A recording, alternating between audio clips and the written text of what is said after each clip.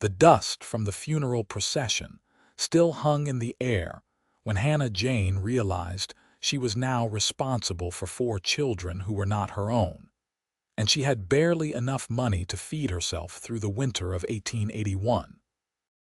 The telegram had arrived 3 weeks earlier at her small boarding house in Dallas, informing her that her brother Samuel and his wife Martha had perished in a flash flood while crossing the Canadian River near Tascosa in the Texas Panhandle. The children, ranging from 3 to 11 years old, had been staying with neighbors when it happened. Those same neighbors, the Hendersons, had written a second letter explaining they could not keep the children indefinitely. They had 6 of their own and winter was coming hard. Hannah had packed her few belongings, closed up the boarding house she had been managing, and taken the stage north with what little savings she possessed. She was 24 years old, unmarried, and had spent the last 6 years working every job available to a woman in Texas just to survive. Now she would be responsible for 4 more lives. The stage rolled into Tascosa on a gray October afternoon. The town sprawled along the Canadian River, a collection of adobe buildings, saloons, and mercantiles that served the ranches spreading across the endless plains. Cattle drives came through regularly, which meant cowboys, which meant the town had a rough reputation. Hannah pulled her shawl tighter around her shoulders and helped the youngest child, little Nellie, down from the stage.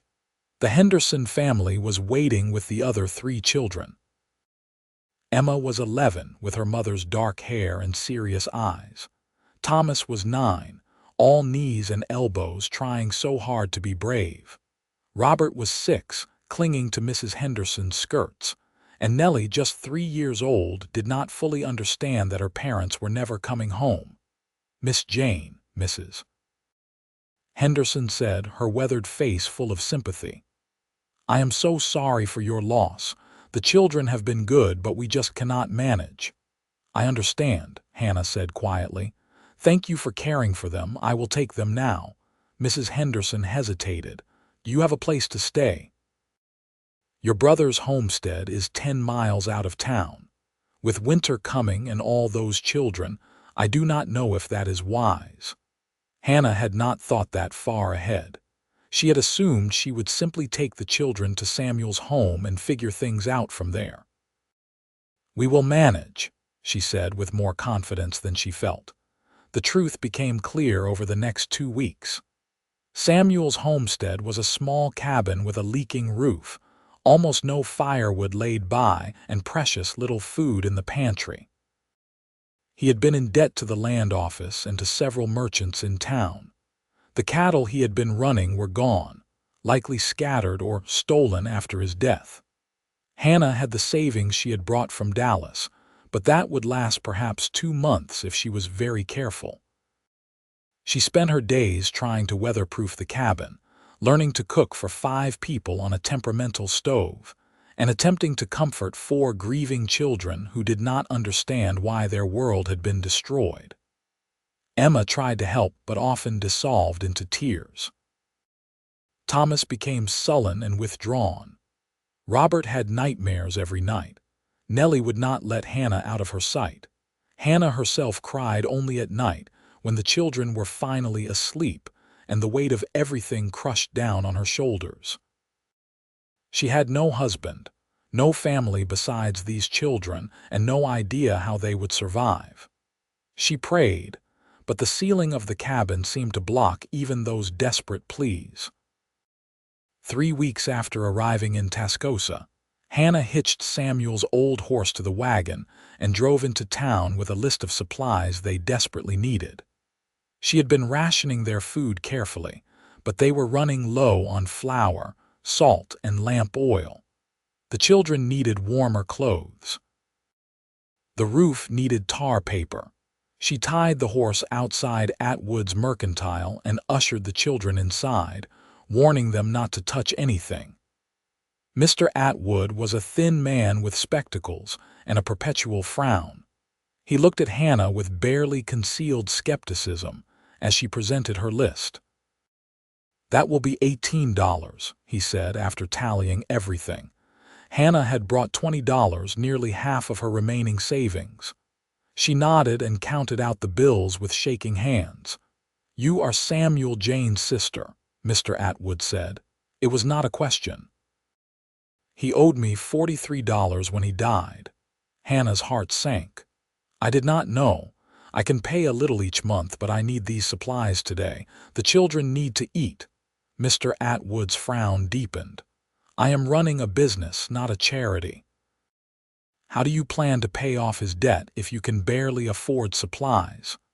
"I will find work," Hannah said, though she had no idea what work was available in Tascosa for a woman with 4 children. "Miss Jane, there is no work here for someone in your position. Perhaps you should consider sending the children to an orphanage in Dallas. They would be fed and educated." The words hit Hannah like a physical blow. Emma, who was standing nearby, gasped and grabbed Thomas's hand. Even at 11, she understood what an orphanage meant. "No," Hannah said firmly. "These children have just lost their parents. They will not lose each other as well. Please, Mr. Atwood, I will pay every cent owed, but I need these supplies now." The bell above the door jangled as someone entered the mercantile. Hannah did not turn around, focused entirely on Mr. Atwood's disapproving face. "Put it on my account, Frank," a deep voice said behind her. Hannah spun around.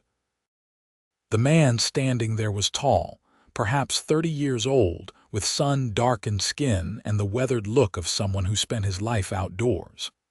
He wore the practical clothing of a working cowboy: canvas pants, a worn shirt, a leather vest, and a hat that had seen better days. His eyes were a startling blue-gray, kind despite the hard planes of his face. "Mr. Oakes," Mr. Atwood said, straightening. "That is not necessary." "I said put it on my account," the man repeated. His voice was quiet but carried an edge that made the merchant nod reluctantly. Hannah found her voice. "Sir, I cannot accept charity. I will pay for my own supplies." The cowboy looked at her properly for the first time, and something in his expression softened. "It is not charity. Call it a loan between neighbors. I am Will Oakes. I have the spread about 15 miles northeast of here. I knew your brother a bit. He was a good man. I am sorry for your loss." "Thank you," Hannah managed, "but I still cannot accept." "Yes, you can," Will said simply. "Those children need to eat, and winter is coming fast. We can work out repayment later. Frank, add another 20 pounds of flour and some dried beef, and whatever candy the kids want." The children's eyes went wide. They had not had candy since before their parents died. Nellie tugged on Hannah's skirt hopefully. Hannah felt tears threatening and blinked them back fiercely. "Why would you do this for strangers?" Will Oakes was quiet for a moment, his eyes distant. "Because someone did it for me once when I needed it, and because those kids have been through enough without going hungry too." He tipped his hat and turned to leave, but Mr. Atwood called after him. "Mr. Oakes, what about your order? Bring it out to the ranch later this week," Will said over his shoulder. "I have somewhere to be." Hannah watched through the window as he mounted a big roan horse and rode down the dusty street. Emma tugged on her sleeve. "Who was that man, Aunt Hannah?" "I am not entirely sure," Hannah admitted, "but I believe we just met someone very kind." They loaded the supplies into the wagon, the children clutching peppermint sticks that Mr. Atwood had grudgingly provided. On the way home, Hannah's mind churned. She would have to find some way to repay Will Oakes, but more importantly, she needed to find a way to support the family. She could not rely on the charity of strangers, no matter how kindly meant. That night, after the children were in bed, Hannah sat at the small table with a pencil and paper, trying to work out their finances. No matter how she calculated, the numbers did not add up. They would run out of money within 6 weeks. She could try to sell the homestead, but who would buy a property with a leaking roof and debt attached? She could take in washing or sewing, but there was no one nearby to do laundry for, and she would have to travel into Tascosa regularly, which meant leaving the children alone.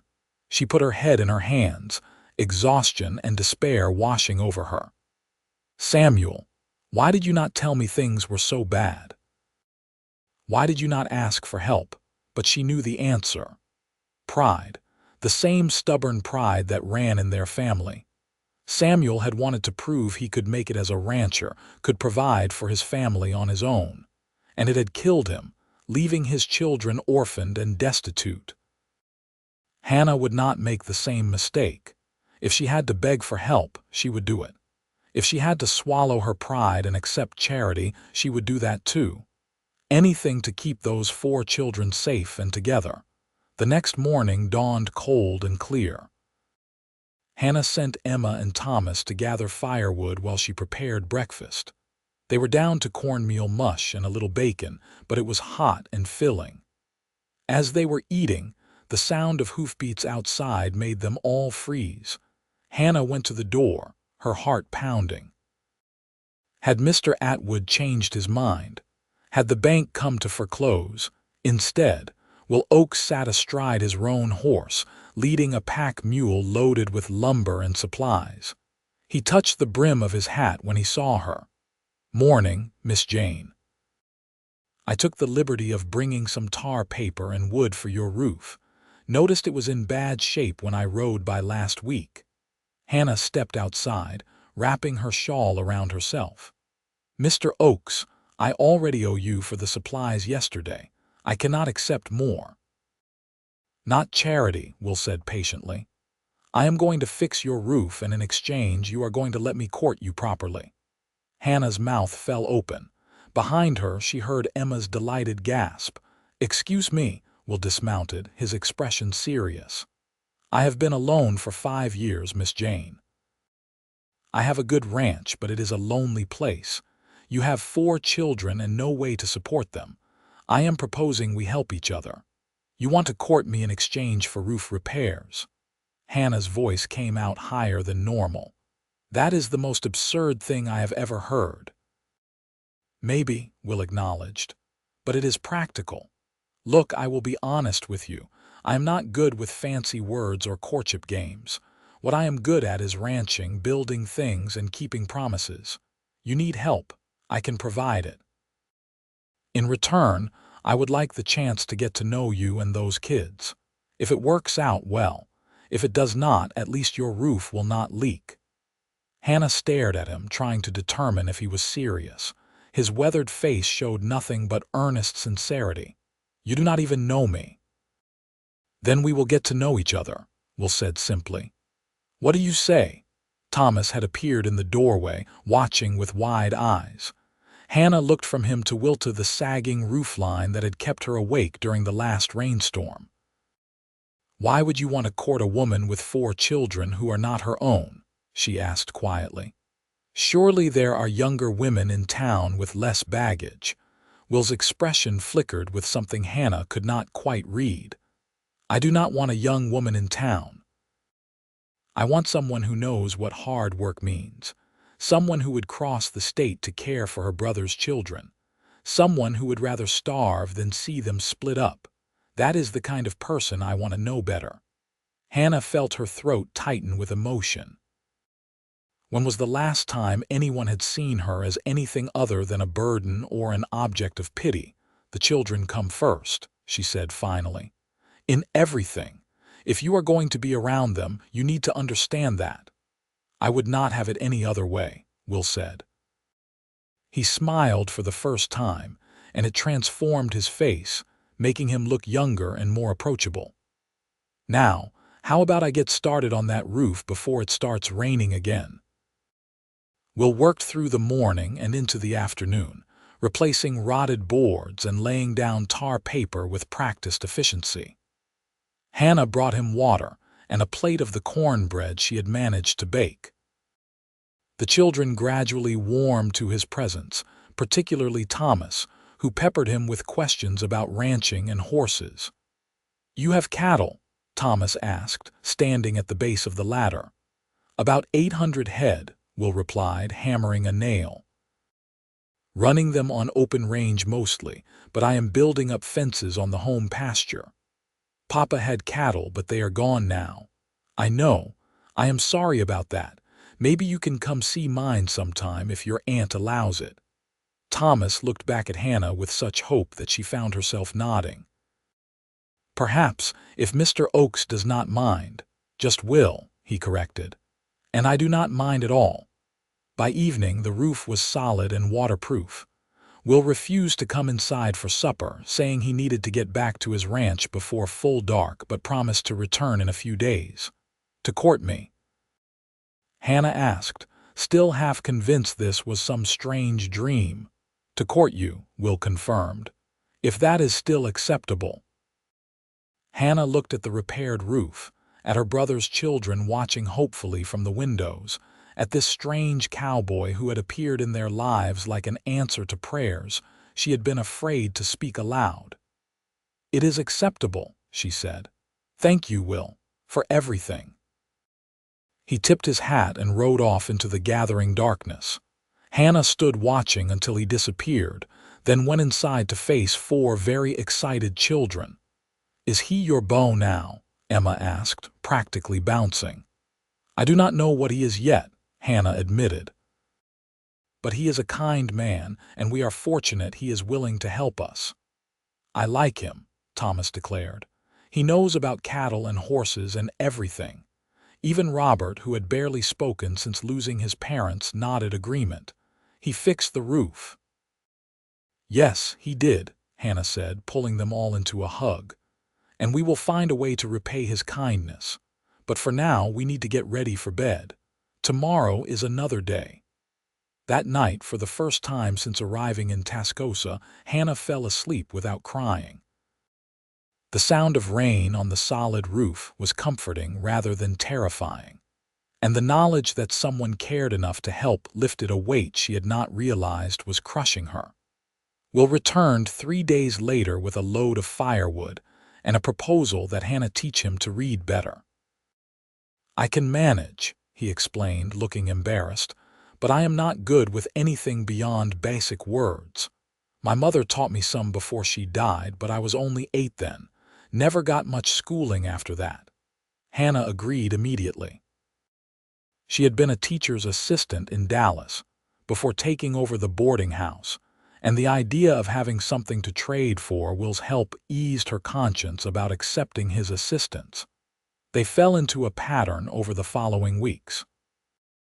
Will would ride over twice a week, always bringing something they needed, firewood, or meat from hunting, or tools to repair the constantly breaking things around the homestead.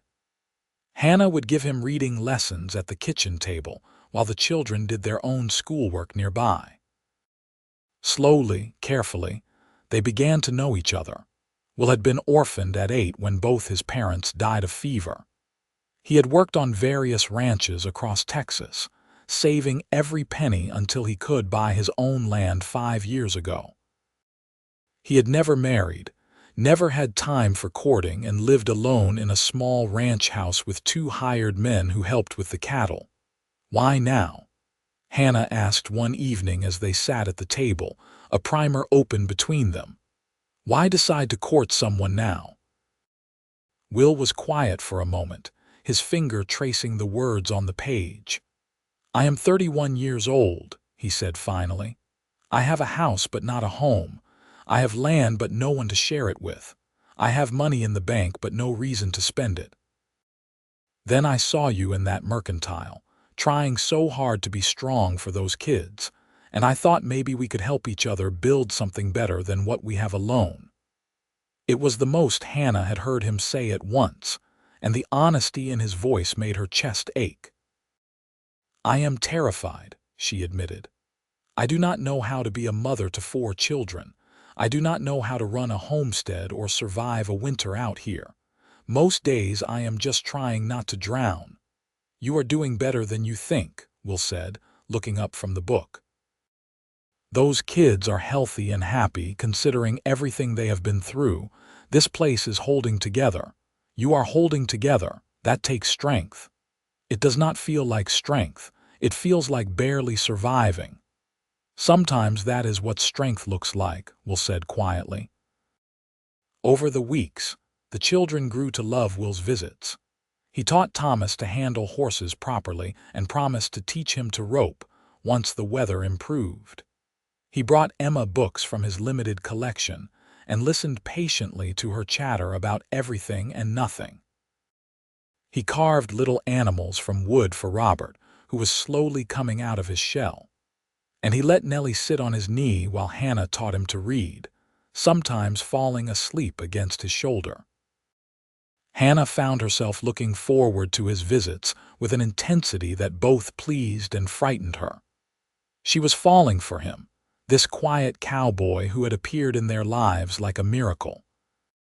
But she was also terrified of depending on someone, of letting herself hope for something more than bare survival. Winter arrived in full force in late November.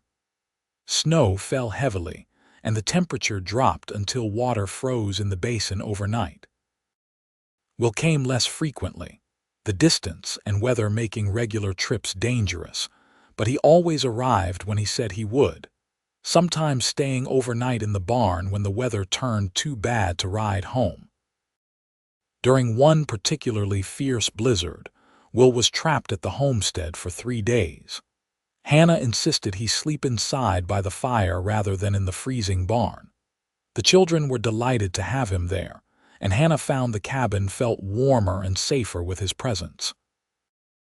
On the second night after the children were asleep, Will and Hannah sat by the fire drinking coffee.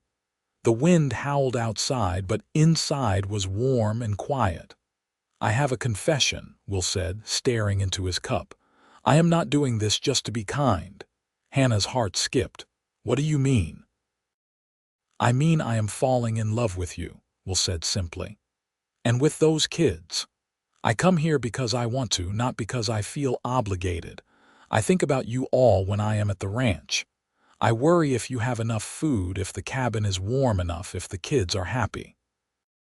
I want to be part of your lives, not just someone who helps out occasionally." Hannah set down her coffee cup with shaking hands. "Will, you do not have to say anything," he interrupted gently. "I just needed you to know. I am not playing games or courting you out of pity. I want a life with you, all of you. But I will wait until you are ready, or I will walk away if that is what you need. You deserve honesty, and that is the truth." Hannah looked at this man who had become so important to her, to all of them. She thought about how Thomas's face lit up when Will arrived, how Emma blushed when Will complimented her reading, how Robert had started smiling again, how Nellie called him Will and demanded his attention. She thought about how safe she felt when he was near, how the burden of everything seemed lighter when shared. "I am scared," she whispered. "I am scared to depend on someone. I am scared of what it means for the children if this does not work. I am scared that I am not enough, that you will realize taking on a woman with 4 children is more than you bargained for." Will moved from his chair to kneel beside hers, taking her hands in his calloused ones. "Hannah, you are more than enough. Those kids are not a burden, they are a blessing. And I know exactly what I am asking for. I want the late nights with sick children and the chaos of a full house. I want the noise and the mess and the constant demands. I want to teach Thomas to be a rancher and walk Emma down the aisle someday. I want to watch Robert grow brave and Nellie learn to read, and I want to do it all with you." Tears streamed down Hannah's face. "I think I am falling in love with you too," she said. "You have been so good to us, so patient and kind. But Will, I need time. The children are still grieving. I am still figuring out how to be what they need. Can you give me more time?" "All the time you need," Will promised. "I am not going anywhere." He returned to his chair and they sat in comfortable silence, listening to the wind and the fire. Something had shifted between them, an acknowledgement of feelings that could not be taken back. Hannah felt both terrified and exhilarated. Christmas came quietly.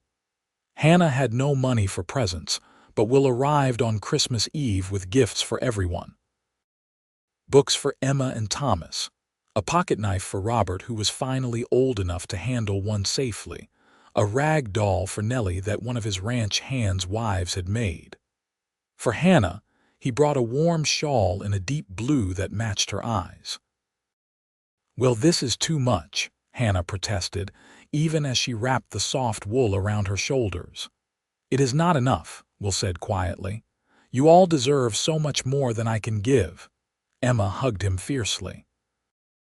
"You are the best present we could have asked for," she said, making Will's ears turn red.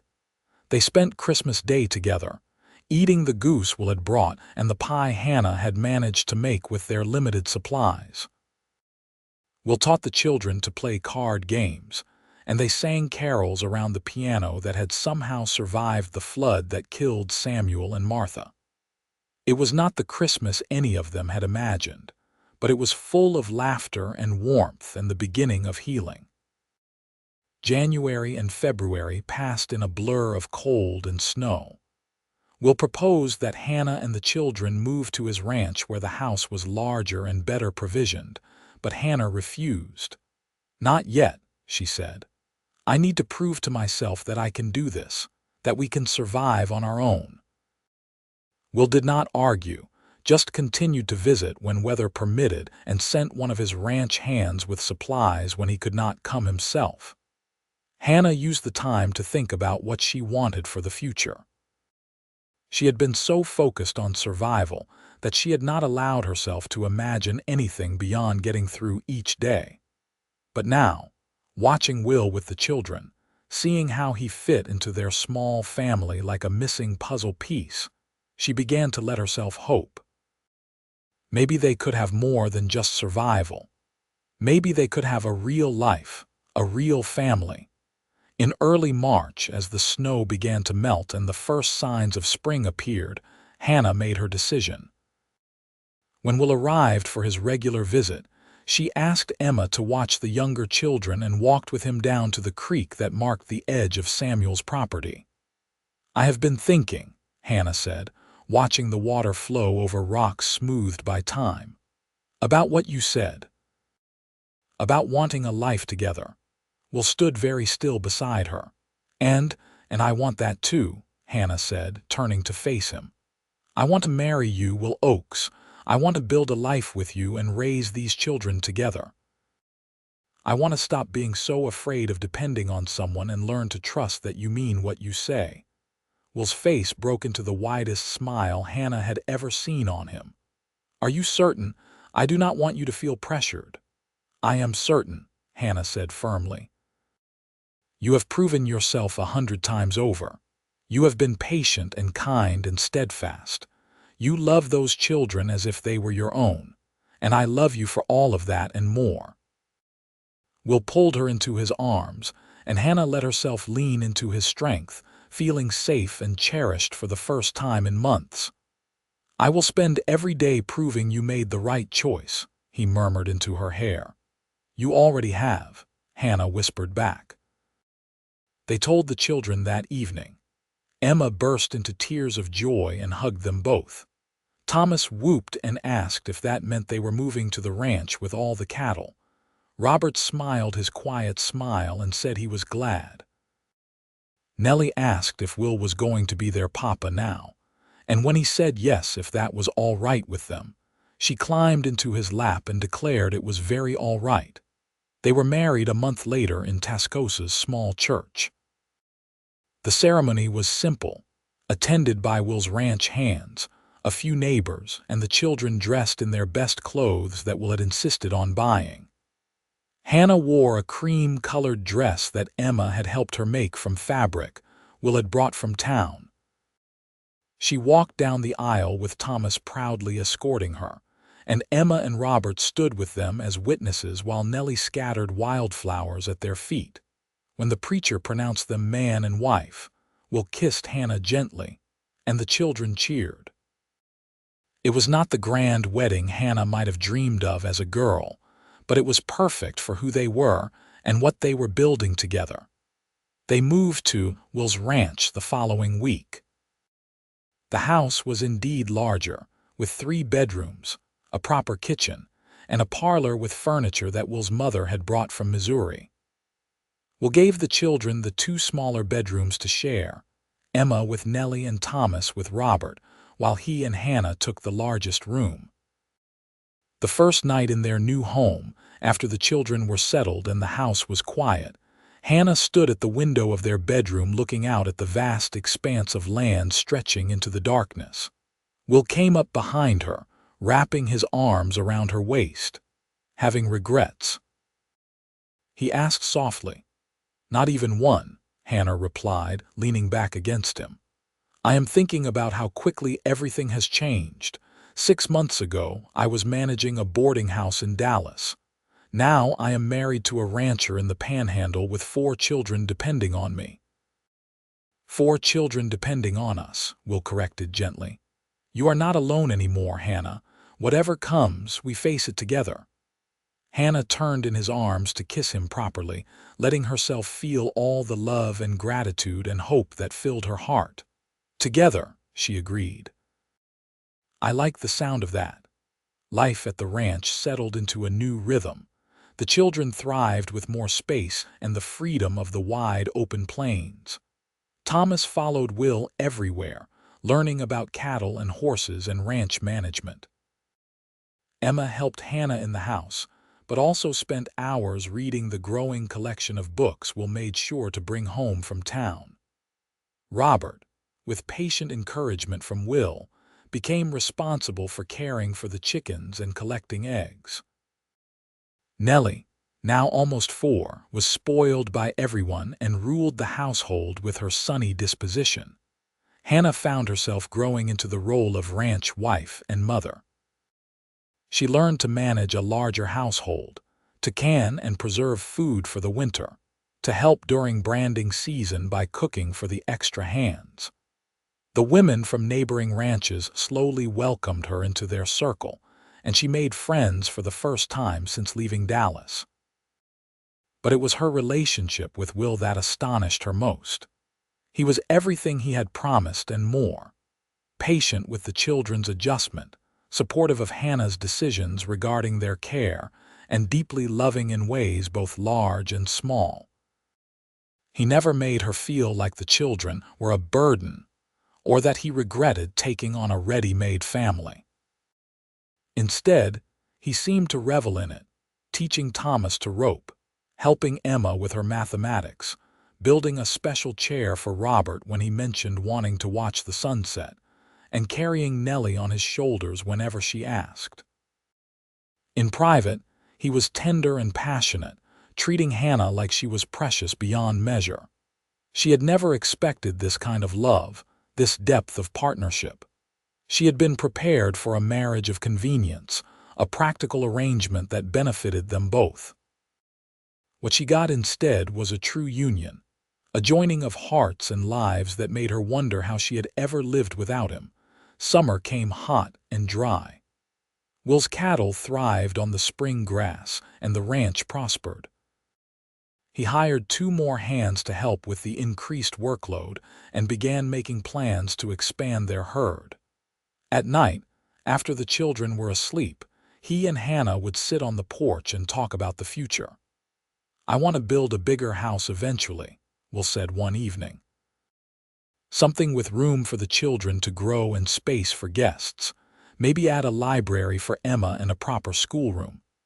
"That sounds wonderful," Hannah said, her hand in his.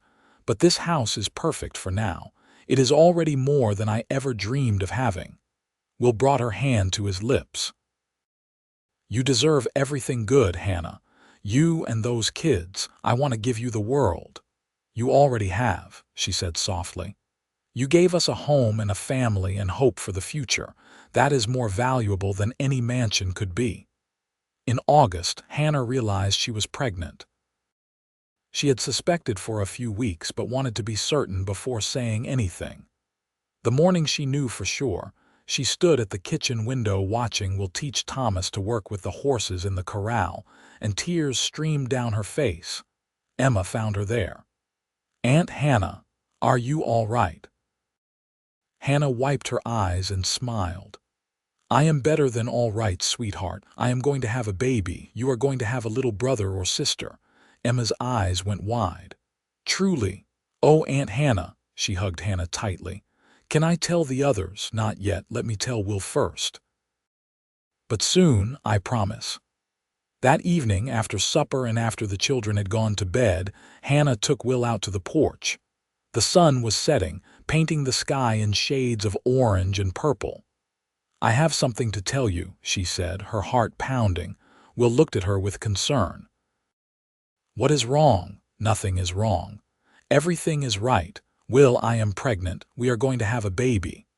For a moment Will simply stared at her. Then his face transformed with joy. He picked her up and spun her around, laughing. "A baby, truly." "Truly," Hannah confirmed, laughing and crying at the same time. "Are you happy?" "Happy." Will set her down carefully, his hands framing her face.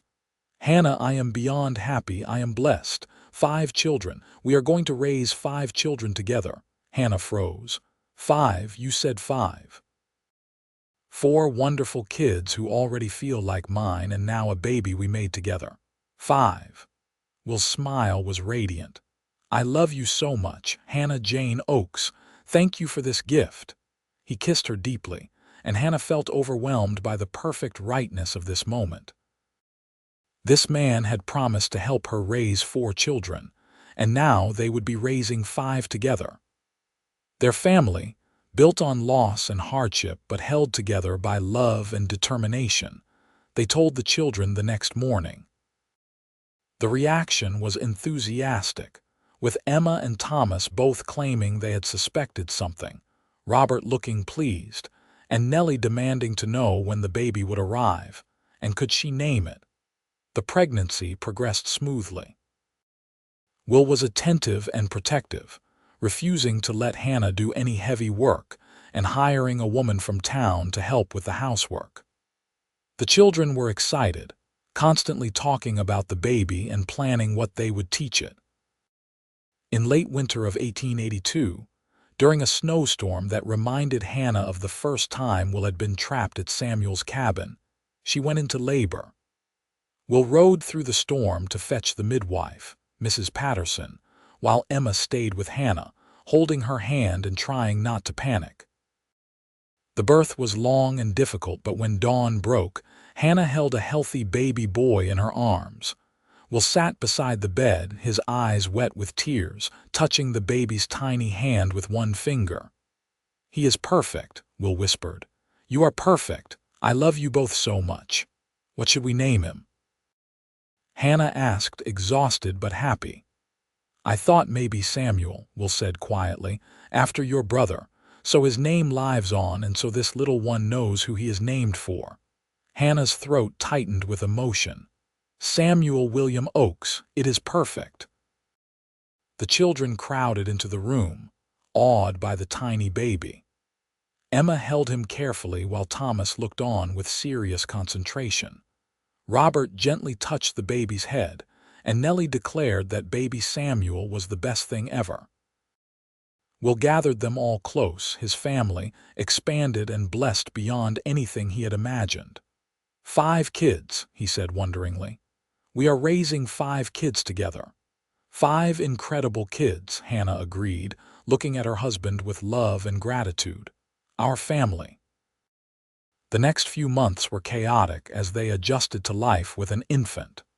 Samuel was a good baby, sleeping well and nursing easily. The older children competed to help with him, and Will was a devoted father, walking the floor with Samuel at night when he fussed and changing diapers without complaint. The ranch continued to prosper. Will hired a foreman to handle more of the daily operations so he could spend more time with his family. He taught Thomas about the business side of ranching, preparing him to potentially take over someday. He encouraged Emma's love of learning and talked about sending her to a school in Dallas when she was older. Robert discovered a talent for working with leather and began learning to make saddles and tack under the guidance of one of the ranch hands. Nellie started learning her letters and numbers with Hannah's patient instruction. As Samuel grew from an infant into a chubby, happy baby, Hannah often found herself reflecting on how much had changed since that terrible day when she received the telegram about Samuel and Martha's death. She had been terrified and alone, convinced that she would fail the children who needed her. Now she was surrounded by love and support, part of a family that had been forged through hardship but strengthened by commitment and care. One evening in early summer, when Samuel was 6 months old, Will found Hannah sitting on the porch steps watching the sun set. He sat down beside her and she leaned against his shoulder. "What are you thinking about?" he asked. "About how far we have come," Hannah said. "About how I almost gave up so many times in those early days. If you had not walked into that mercantile when you did, I do not know what would have happened to us." "You would have found a way," Will said confidently. "You are stronger than you give yourself credit for, maybe. But I am glad I did not have to do it alone." She turned to look at him. "You saved us, Will, not just with money and supplies and a home.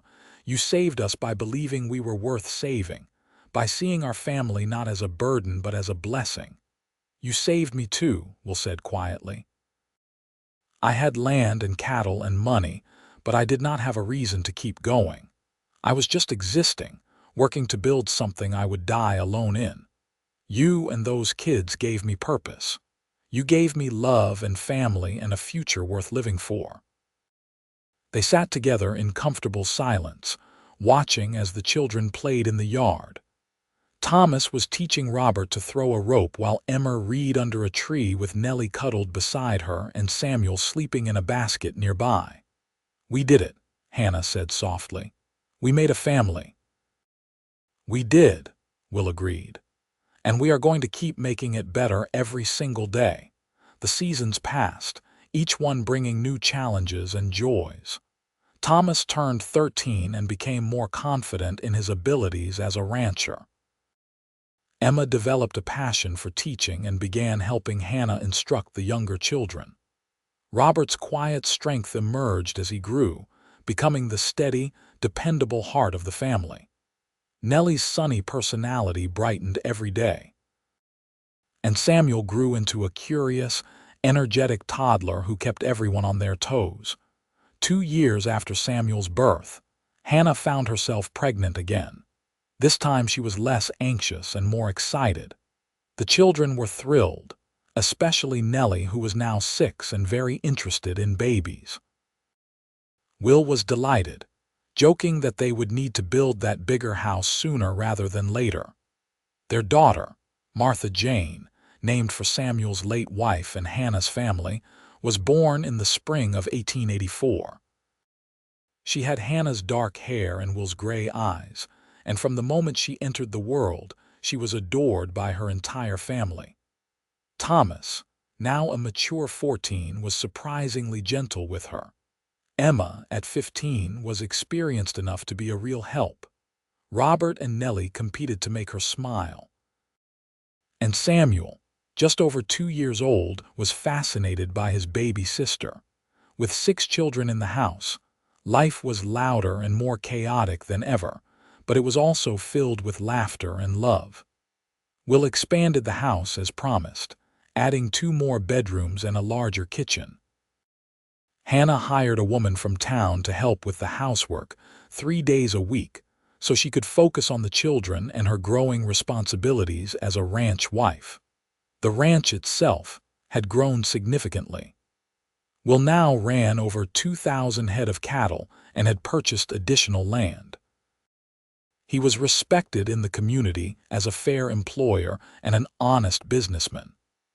Hannah had become known for her hospitality, hosting dinners for neighboring ranchers and their families, and for her charitable work helping new families settling in the area. But despite their prosperity and success, they never forgot where they had started. Every year on the anniversary of Samuel and Martha's death, they visited the graves in Tascosa with all the children, telling the younger ones about the aunt and uncle they had never met, and making sure Emma, Thomas, Robert, and Nellie remembered their parents. "They would be so proud of you," Will told them one such visit. "All of you have grown into remarkable people. Your parents may not be here to see it, but their legacy lives on in you." Emma, now 17 and preparing to attend a teacher's college in Dallas the following year, wiped her eyes. "I miss them, but I am grateful too. Aunt Hannah and you gave us a good life, a better life than we might have had. You kept us together when we could have been split apart. That is everything." Thomas, at 16, was already taller than Will and took his role as the oldest seriously. "You did not just keep us together. You made us a real family. You are our parents now, the ones who raised us and loved us. That is what matters." Will and Hannah exchanged glances, both moved by the children's words. This was what they had worked for, fought for, and built together. A family that was stronger for having weathered loss and hardship, bound together by love and commitment. As the years continued to pass, the family evolved. Emma went off to college and returned to teach at the school in Tascosa.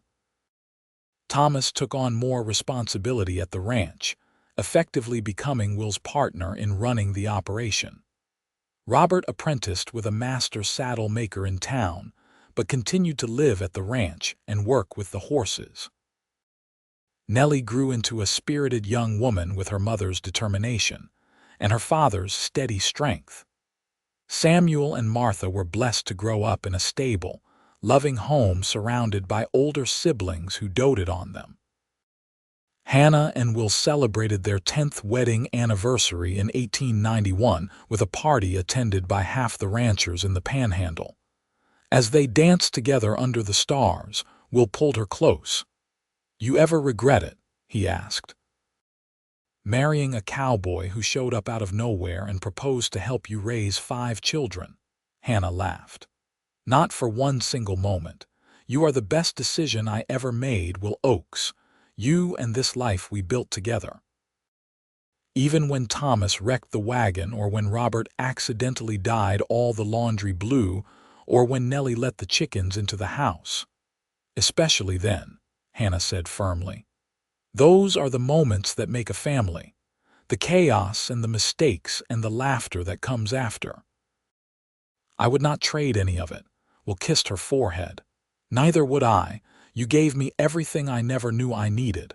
A home, a family, a reason to wake up every morning grateful to be alive." "We gave each other that," Hannah corrected. "This was never just you saving me or me saving you. We saved each other." In 1893, Emma married a young rancher from a neighboring spread, and the entire family celebrated. In 1895, Thomas announced his engagement to a girl from town, and Will officially made him a partner in the ranch. Robert opened his own saddle shop in Tascosa, but still came home every Sunday for family dinner. Nellie attended the same teacher's college Emma had, and came home full of ideas about education and women's rights that made Will shake his head in amused bewilderment. Samuel and Martha grew up knowing the story of how their family came to be. They understood that their oldest siblings had different parents, but were no less family because of it. They heard the tale of how their father had walked into a mercantile in Tascosa and offered to help a desperate woman raise 4 children, and how that offer had turned into a love story that created a family. In 1897, Samuel turned 15 and Martha 13. Hannah was 40 years old and Will was 47. They stood together on the porch of their expanded ranch house, watching their children and now a grandchild from Emma's marriage play in the yard. "We did all right, didn't we?" Will said, his arm around Hannah's waist. "We did better than all right," Hannah replied, leaning into his embrace. "We built something beautiful from tragedy and hardship. We created a family that will last for generations." "You know what I think about sometimes?" Will asked quietly. "I think about that day in the mercantile when I heard Mr. Atwood suggesting you send the kids to an orphanage.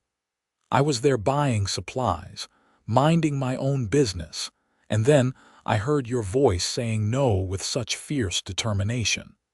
And I just knew I had to help somehow. I did not plan to fall in love with you. I did not plan to become a father to 5, then 6 children. But standing here now, I cannot imagine my life any other way. Hannah turned to face him, cupping his weathered face in her hands. You told me once that you were not good with fancy words. But Will, you have been saying I love you in 1,000 different ways every single day since we met. In every roof you fixed and every child you comforted, and every moment you chose to stand beside me instead of walking away. You are the best man I have ever known, and I fall in love with you more deeply with each passing year. Will kissed her tenderly, the kiss of 2 people who had weathered storms together and come out stronger. Here is to many more years, he said when they parted. Many more years, Hannah agreed. The children called them in for supper, the noise and chaos of a large family gathering rising from inside the house. As they walked in together, Hannah reflected on the journey that had brought them here. She had been a desperate woman with no resources and 4 orphan children depending on her. Will had been a lonely cowboy with a good heart and a willingness to help. Together, they had built not just a family but a legacy of love and resilience that would endure long after they were gone. The years continued their steady march. Thomas and his wife had 3 children who added to the joyful chaos of family gatherings. Emma had 4 children and continued teaching between babies. Robert married a woman who helped him expand his saddle-making business into a thriving enterprise. Nellie, true to her independent spirit, traveled to California to teach before eventually marrying a lawyer and settling in San Francisco. Samuel grew into a man who combined Will's steady reliability with Hannah's fierce determination. He took over more of the ranch operations as Will aged, but always deferred to his father's wisdom and experience. Martha became a doctor, one of the first women to practice medicine in the Panhandle, inspired by watching the midwife deliver her younger cousins over the years. In 1905, Hannah and Will celebrated their 25th wedding anniversary. By then, they had 14 grandchildren and their hair was gray, their faces weathered by years of hard work and sun. But their love had only deepened, matured like good wine into something rich and sustaining. The whole family gathered at the ranch for the celebration. Children ran everywhere, the house rang with laughter and conversation, and the tables groaned under the weight of food. As the party wound down and the younger children fell asleep in various corners, Emma stood to give a toast. "I want to say something," she began, her voice thick with emotion. "I was 11 years old when my parents died. I thought my world had ended. I was angry and scared and so sad. Aunt Hannah came for us, even though she had nothing, even though taking on 4 children would make her life impossibly hard. She came anyway because family mattered more than comfort or security." She turned to Will. "And then this man, this cowboy we did not know, walked into our lives and said he wanted to help. He fixed our roof and brought us food and taught us to read and rope and be strong. He married our aunt and became our father in every way that mattered. He never treated us like we were burdens or someone else's responsibility. He chose us every single day and made us his own." Emma's voice broke. "I am who I am because of both of you. We all are. You showed us what love looks like, what family means, what it is to be strong and kind and generous.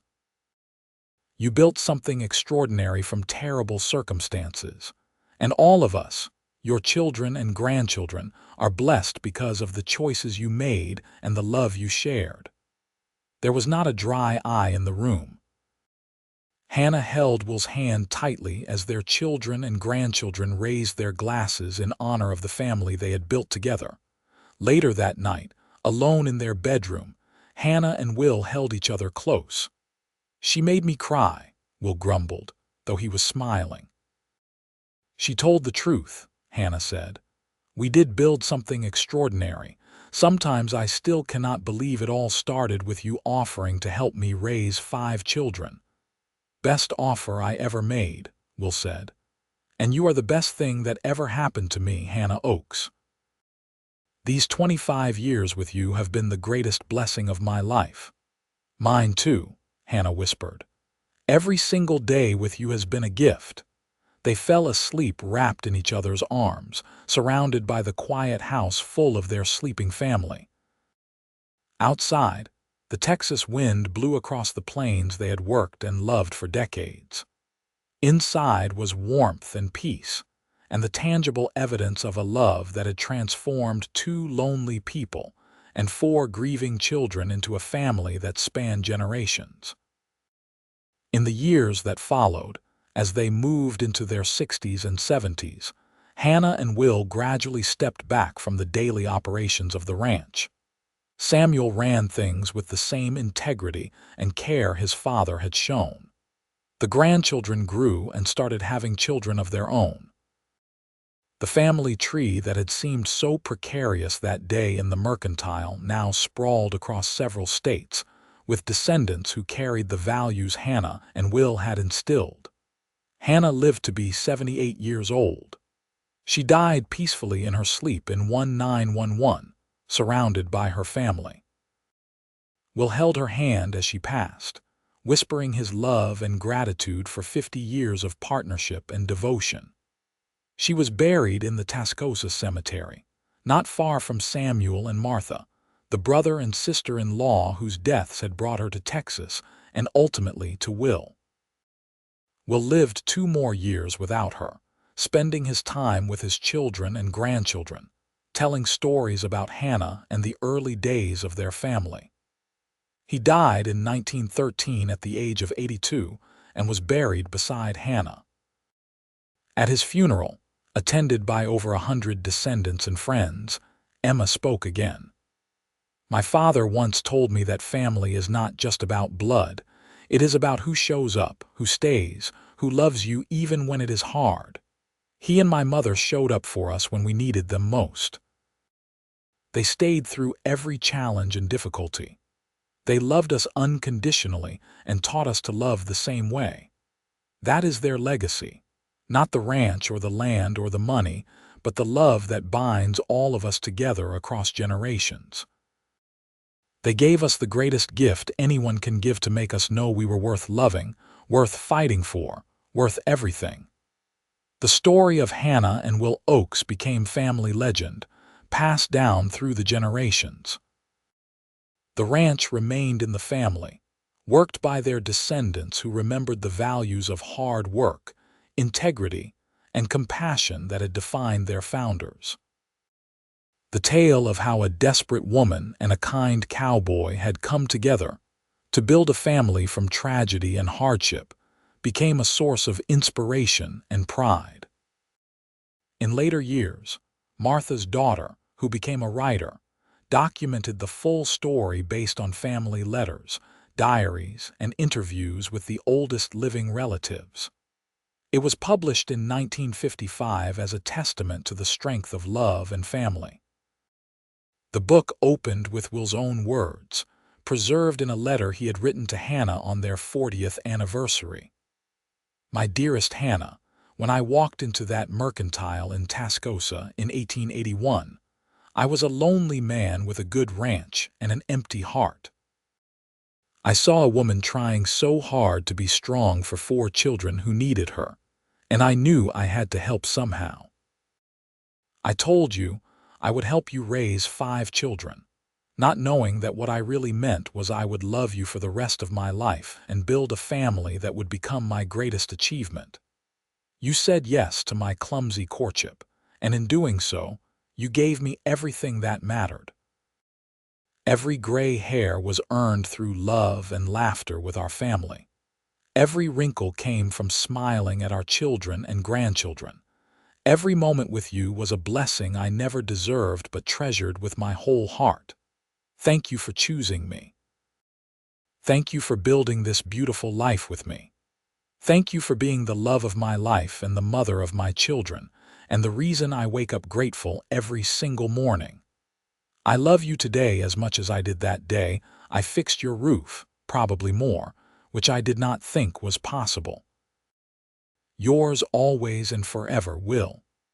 That letter, framed and preserved, hung in the ranch house for generations, a reminder of the love story that had started it all.